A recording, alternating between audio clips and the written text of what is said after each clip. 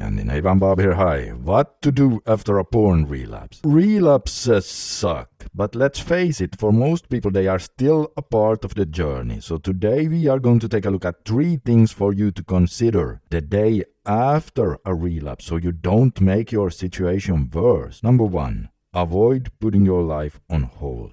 I remember back when I was addicted to porn, I had a tendency to make this mistake. Now I'm not talking about a small relapse or a slip here and there, but if I had one of those really nasty binges, because they really took a toll on my dopamine system and my self-esteem, which led me to want to, hide under a blanket. Yes, back then I had a normal day job, and I have to admit, there were a few times I even called in sick to work after having had a real nasty relapse that lasted all night long. And of course, I lied and told them I had a migraine or something. Obviously, I didn't tell them, hey, I watched porn all night, I can't come to work.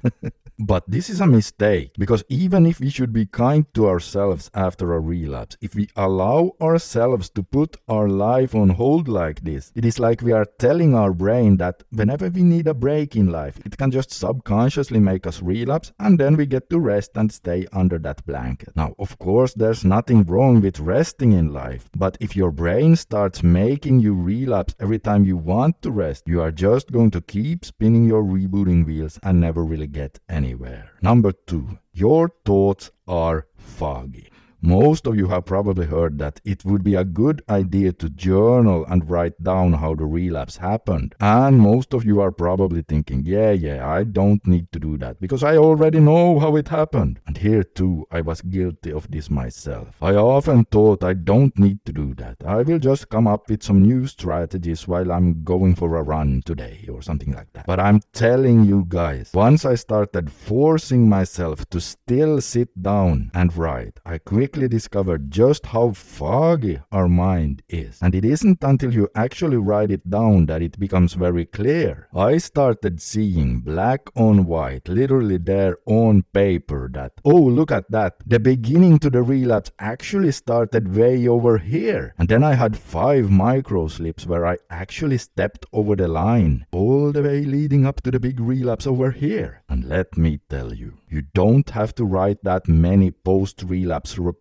like that until you start seeing patterns that you would not have noticed otherwise. And then you can obviously take actions and modify your rebooting approach a bit in order to avoid doing the same mistake again. Number 3, self-care is important. In order to not make your situation worse, self-care is really important the day after a relapse. And by this I don't mean hiding under that blanket like we just talked about, or allowing yourself massive amounts of junk food to comfort yourself or whatever. That's not self-care. I also don't mean that you should just shrug your shoulders and give yourself permission to just brush it off and tell yourself, well, mistakes happen, and then you forget about it without taking any action to prevent it from happening again. No, again, that's not self-care. Listen, the day after a really nasty relapse, you are most likely running low on dopamine. You're feeling low, and all you want to do is to escape somehow, maybe into video games, alcohol, or junk food, or even more porn. And the things you least of all feel like doing is exercising, journaling, or taking a cold shower, or meditating, and so on. But that is exactly what self-care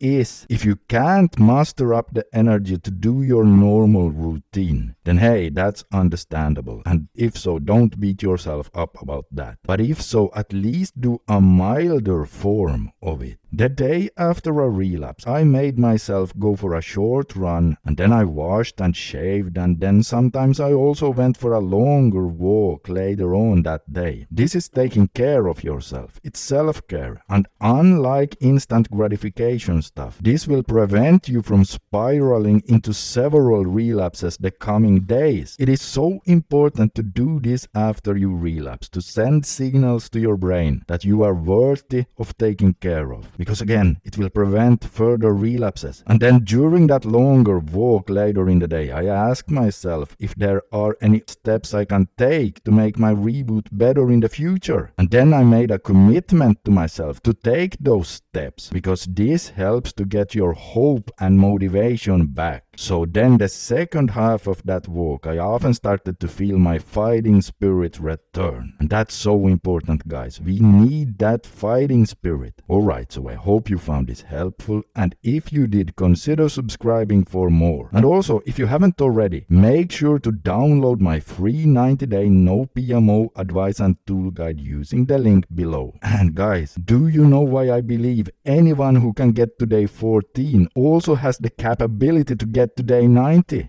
No? Well, if not, take a look at this video right here and you'll see exactly what I mean. This is Scandinavian Bob signing out for today, and remember, like Winston Churchill used to say, if you're going through hell, keep going.